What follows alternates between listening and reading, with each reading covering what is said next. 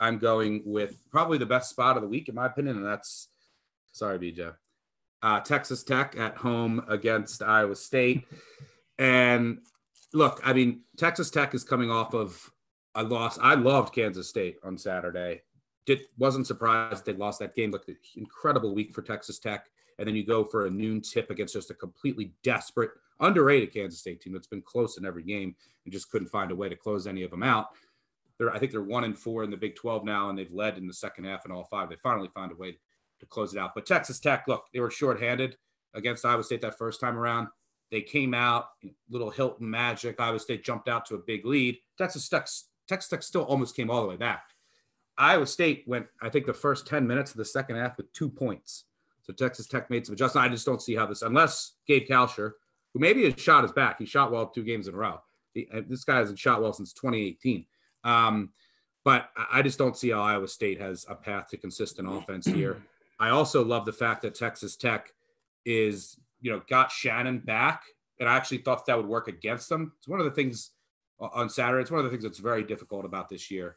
A lot of these teams, it's like, all right, who's been out, who's out. But I tend to think more often than not when someone has missed a long period of time, as Shannon did, the first game back into the lineup, it's actually a net negative, right? There's going to be some rust, and then you got to assimilate him back into the lineup. And he was you got 20 minutes under his belt. He should be much better here.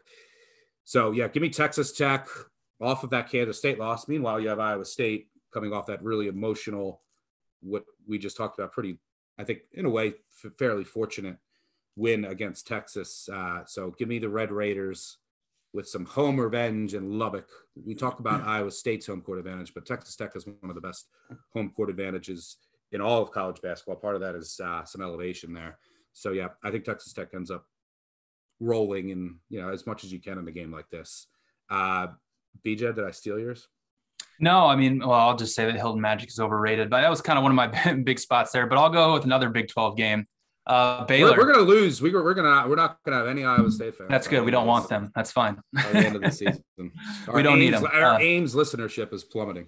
That's okay. There's plenty of other great cities in this beautiful state of Iowa that can listen to us. I'm going to go Baylor, West Virginia, another Big 12 one. This is a great bounce back spot for Baylor. The loss to Oklahoma State was kind of shocking. I was out shoveling snow for 3 hours in the afternoon because we got a foot of snow here in Iowa, and I came in and the Baylor game was about to start. I really looked at the matchup. I saw one of the 3-man weave guys was on Baylor. So I said, all right, I'll take them minus 13.5. And, went and took a shower, came out, and they were down by 25. So I was like, oh, crap. Like, what happened? Shocking. Yeah, it was shocking. But they really put the clamps down defensively in the second half against Oklahoma State. There was a large stretch where Oklahoma State really only made one basket. If you look at, the post-game win expectancy, Baylor had a 77% chance of winning that game. They just could not make an open shot to save their life. This is a really good matchup against a Tennessee team that just got their doors blown off by Kansas on Saturday.